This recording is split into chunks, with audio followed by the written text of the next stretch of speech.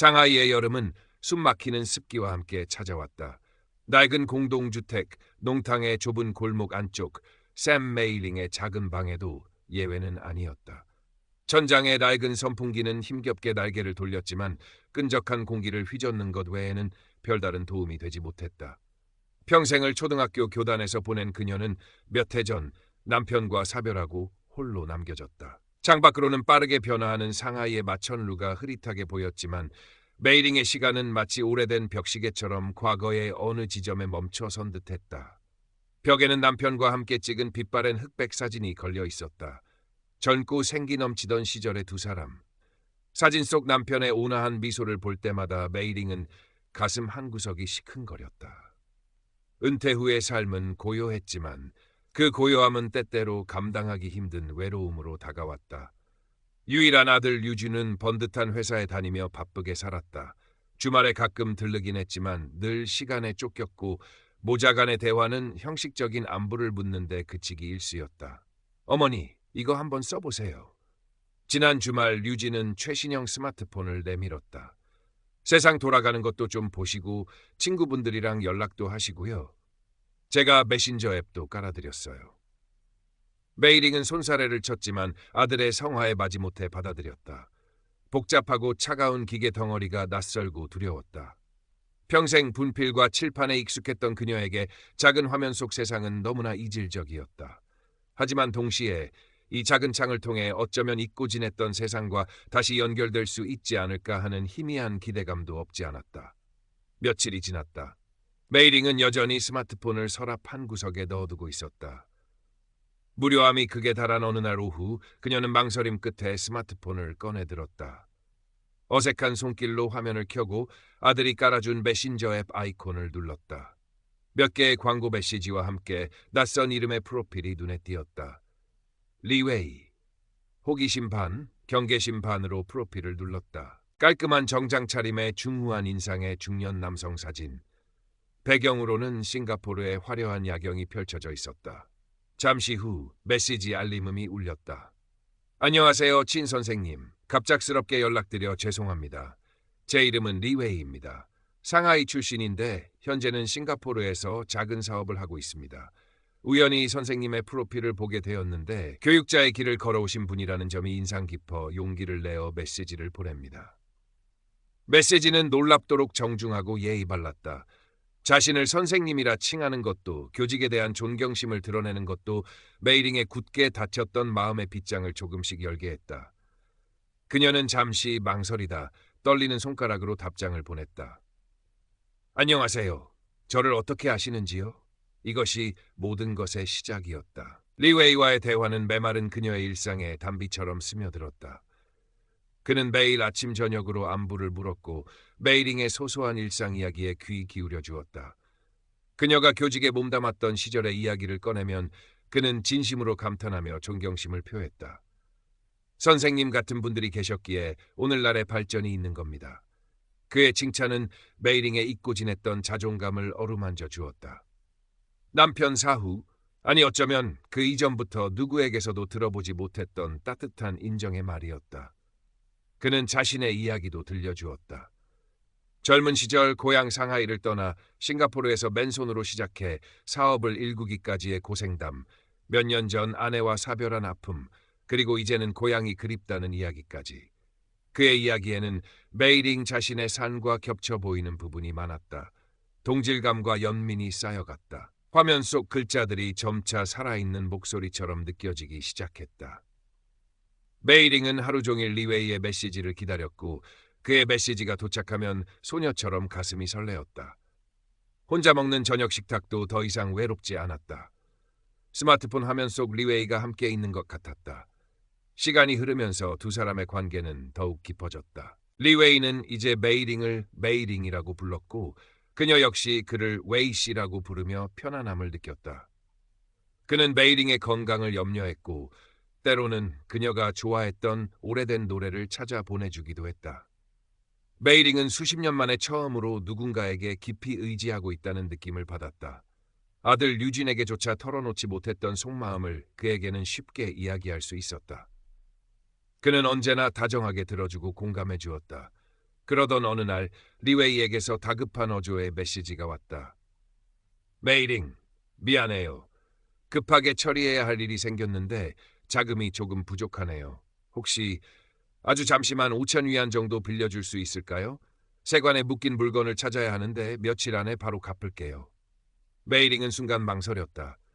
평생 남에게 돈 문제로 아쉬운 소리를 해본 적도 남에게 쉽게 돈을 빌려준 적도 없었다. 교사로서의 자존심이 허락하지 않았다. 하지만 화면 너머 리웨이의 곤란한 상황이 눈앞에 그려지는 듯했다. 그가 얼마나 자존심 상했을까.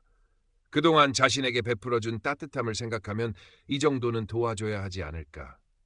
게다가 며칠 안에 바로 갚는다는 말도 마음에 걸렸다.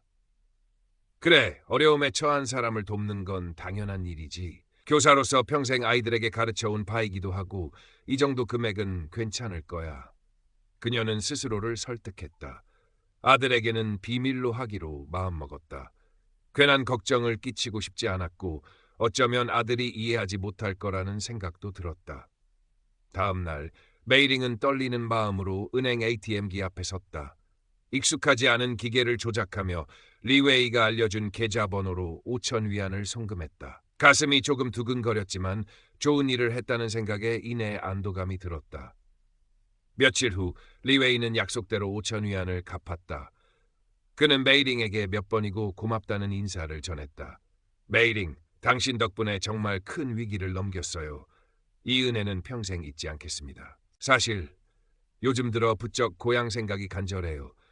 사업이 안정되는 대로 상하이로 돌아가 당신 곁에서 조용히 여생을 보내고 싶습니다. 당신만 괜찮다면요. 메이링은 가슴이 벅차올랐다. 그의 진심 어린 감사와 미래에 대한 약속은 그녀의 마지막 남은 경계심마저 허물어뜨렸다. 외로웠던 노년에 찾아온 뜻밖의 행운처럼 느껴졌다. 그녀는 이제 리웨이를 완전히 신뢰하게 되었다. 그와 함께할 평온하고 따뜻한 미래를 상상하며 희망에 부풀었다. 하지만 평화는 오래가지 않았다. 얼마 지나지 않아 리웨이에게서 다시 연락이 왔다. 이번에는 상황이 더 심각했다. 믿었던 동업자에게 배신을 당해 자금 압박이 심하다는 것이었다. 메이링, 정말 면목 없지만 이번 고비만 넘기면 모든 게 정상으로 돌아올 수 있어요. 3만 위안만 더 도와줄 수 없을까요? 이번 일만 해결되면 바로 상하이로 가서 당신에게 모든 것을 설명하고 보답할게요. 3만 위안. 결코 적은 돈이 아니었다. 메이링의 퇴직금 통장에서 그만한 돈을 빼내려면 망설여질 수밖에 없었다. 불안감이 스멀스멀 피어올랐다. 하지만 이미 5천 위안을 빌려주었고 그가 약속대로 갚았던 기억, 그리고 함께할 미래에 대한 희망이 그녀의 이성적인 판단을 흐리게 했다. 이번이 마지막일 거야. 이 고비만 넘기면... 그녀는 또다시 은행으로 향했다. 퇴직금 통장의 잔고가 줄어드는 것을 보며 가슴이 철렁했지만 애써 외면했다. 그 후로 리웨이의 위기는 끊이지 않았다. 갑작스러운 건강 악화로 병원비가 필요하다는 연락이 오기도 했고 싱가포르 세무당국의 조사로 벌금을 내야 한다는 이야기도 있었다. 요구하는 금액은 점점 커져갔다. 메이링은 매번 불안과 의심에 시달렸지만 리웨이의 감언이설과 눈물 어린 호소, 그리고 이번만 해결되면 이라는 약속에 번번이 넘어갔다. 그녀는 이미 너무 깊이 발을 들여놓았다. 이제 와서 거절하면 그동안 보낸 돈도 그와의 관계도 모두 잃게 될 거라는 두려움이 더 컸다. 퇴직금 통장은 빠르게 비어갔다. 메이링의 변화는 아들 류진의 눈에 띄지 않을 수 없었다. 어머니는 예전보다 자주 스마트폰을 들여다보며 누군가와 비밀스럽게 메시지를 주고받거나 통화를 했다. 표정은 불안정했고 가끔 멍하니 창밖을 바라보며 한숨을 쉬기도 했다. 결정적으로 어머니가 생활비가 부족하다는 이야기를 조심스럽게 꺼내기 시작했다. 평생 아들에게 손 벌리는 것을 자존심 상해했던 어머니였다. 어머니, 요즘 무슨 일 있으세요? 어느 주말 저녁 식사 자리에서 류진이 조심스럽게 물었다. 혹시 어디 편찮으신 건 아니죠? 아니면 돈 필요한 데라도 있으세요? 메이링은 순간 당황했지만 이내 표정을 감추며 퉁명스럽게 대답했다. 아니다. 별일 없어. 나이 드니 여기저기 쑤시는 것뿐이지. 그런데 어머니, 아까 통화하시는 거 들었는데 리웨이라는 분 누구세요? 요즘 자주 통화하시는 것 같던데. 류진은 의심의 눈초리를 거두지 않았다. 내가 상관할 일 아니다. 메이링은 버럭 화를 냈다. 내 사생활까지 간섭하려 드는 거냐? 다 큰 아들이 어미 일에 사사건건. 어머니, 걱정돼서 그렇죠. 요즘 어머니 모습이 영 불안해 보여서 그래요. 혹시라도 이상한 사람한테. 이상한 사람이라니. 말을 함부로 하는구나. 그는 좋은 사람이다. 나를 진심으로 걱해주고 이해해주는 사람이라고. 평생 내 아비와 너만 보고 살았던 내가 이제 와서 기댈 사람 하나 만난 게 그렇게 잘못이냐. 너는 내 외로움을 몰라. 메이링의 격한 반응에 류진은 더 이상 말을 잇지 못했다. 하지만 그의 마음속 의심은 더욱 커져만 갔다. 그 후로 모자 관계는 눈에 띄게 냉랭해졌다. 류진은 어머니를 찾아오는 횟수를 줄였고 메이링 역시 아들에게 서운함을 느끼며 더욱 리웨이에게 의존하게 되었다. 시간은 속절없이 흘러 메이링의 퇴직금 통장은 거의 바닥을 드러냈다. 그녀는 불안감에 밤잠을 설치는 날이 많아졌다. 리웨이와의 메시지 빈도도 예전 같지 않았다. 그가 약속했던 상하이 귀국은 계속해서 미뤄졌다. 그러던 어느 날 리웨이에게서 마지막 통첩과 같은 메시지가 도착했다. 메이링, 드디어 모든 것을 해결할 마지막 기회가 왔어요. 하지만 이번에는 정말 큰 자금이 필요해요. 20만 위안. 이 돈만 있으면 모든 빚을 청산하고 당신에게 갈 수 있어요. 당신 명의로 되어 있는 그 낡은 아파트, 그걸 담보로 대출을 받을 수 없을까요? 우리가 함께 살 새 집을 구할 때까지만 잠시. 제발 메이링, 이번이 정말 마지막이에요. 당신을 위해서라도 꼭 성공해야 해요. 20만 위안, 집담보대출. 메이링은 숨이 턱 막혔다. 평생을 바쳐 마련하고 남편과의 추억이 깃든 유일한 안식처였다. 이것마저 내놓으라니. 그녀는 극심한 혼란과 압박감에 시달렸다. 리웨이의 말이 사실일까? 정말 이번이 마지막일까? 아니면 모든 것이 거짓이었을까? 머릿속에서는 끊임없이 의심의 목소리가 울렸지만 다른 한편에서는 그와의 행복한 미래를 놓치고 싶지 않은 간절함이 꿈틀거렸다. 며칠 밤낮을 고민으로 지새웠다. 그녀의 얼굴은 수척해졌고 눈빛은 불안하게 흔들렸다. 결국 그녀는 마지막 남은 희망에 모든 것을 걸기로 결심했다. 다음 날 아침, 메이링은 평소보다 더 정갈하게 옷을 차려입고 집을 나섰다. 손에는 오래된 집 문서가 들려 있었다. 그녀의 발걸음은 무거웠지만 어딘가 비장함마저 감돌았다. 은행으로 향하는 길, 그녀는 애써 리웨이와의 행복한 미래를 떠올리려 했었다. 상하이 근교의 작은 정원이 딸린 집, 그와 함께 차를 마시며 나누는 담소. 하지만 그 모습은 안개처럼 희미하게 피어오르다 이내 사라지곤 했다. 은행 창구 앞에 선 메이링의 손은 미세하게 떨리고 있었다. 주택담보대출 신청서를 받아든 순간 그녀는 잠시 망설였다. 정말 이래도 괜찮은 걸까? 평생 지켜온 자존심과 남편과의 추억이 깃든 이 집을. 하지만 이미 돌아가기엔 너무 멀리 와버렸다. 그녀는 떨리는 손으로 펜을 집어들었다. 바로 그 순간이었다. 어머니! 다급한 목소리와 함께 류진이 은행 안으로 뛰어들어왔다. 그의 얼굴은 하얗게 질려 있었고 숨을 헐떡이고 있었다. 어머니, 지금 뭐 하시는 거예요? 당장 멈추세요. 류진은 메이링의 손에서 펜과 서류를 빼앗듯 낚아챘다. 류진, 네가 여기 왜? 메이링은 당황하여 소리쳤다. 이리 내놔라. 이건 내 일이야. 어머니 일이라고요? 어머니 인생을 통째로 망치려는 사기꾼한테 속고 계신 거라고요? 류진의 눈에는 눈물이 그렁그렁 맺혀 있었다. 그는 품속에서 자신의 스마트폰을 꺼내 화면을 메이링의 눈앞에 들이밀었다. 이 사람 보세요. 어머니가 매일같이 통화하고 메시지 주고받던 그 리웨이라는 사람. 이 얼굴 똑똑히 보세요. 화면에는 리웨이의 프로필 사진과 함께 인터넷 검색 결과 페이지가 떠 있었다. 그 사진은 싱가포르 사업가가 아니라 홍콩의 유명 중년 배우의 사진이었다. 배우의 이름, 출연 작품 목록까지 상세하게 나와 있었다. 그리고 이것도 보세요. 류진은 다른 화면을 보여주었다. 그것은 메이링이 그동안 리웨이에게 송금했던 내역을 유진이 몰래 은행에 문의하여 알아낸 기록이었다. 수취인 이름은 매번 달랐고 대부분 존재하지 않는 유령 회사거나 개인 명의의 해외 계좌였다. 어머니, 이래도 모르시겠어요? 이 사람 처음부터 어머니 돈 노리고 접근한 사기꾼이에요. 싱가포르 사업가도 아내랑 사별한 것도 동업자 배신도 병원비도 전부 다 거짓말이라고요. 유진은 울부짖듯 외쳤다. 메이링은 스마트폰 화면과 아들의 얼굴을 번갈아 보며 뒷걸음질 쳤다. 머릿속이 하얗게 비는 것 같았다. 아니야, 그럴 리가 없어. 리웨이는, 그는 나에게 진심이었어. 그녀는 필사적으로 현실을 부정하려 했다. 내가 뭘 안다고 함부로 말하는 거냐? 그녀는 아들의 팔을 뿌리치려 했지만 다리에 힘이 풀려 그 자리에 주저앉고 말았다. 그 사람은 나한테 유일한 희망이었어. 너는 몰라. 내가 얼마나 외로웠는지. 눈앞에 명백한 증거들. 아들의 절박한 외침. 지난 몇 달간 리웨이가 했던 말과 행동들이 퍼즐 조각처럼 맞춰지기 시작했다.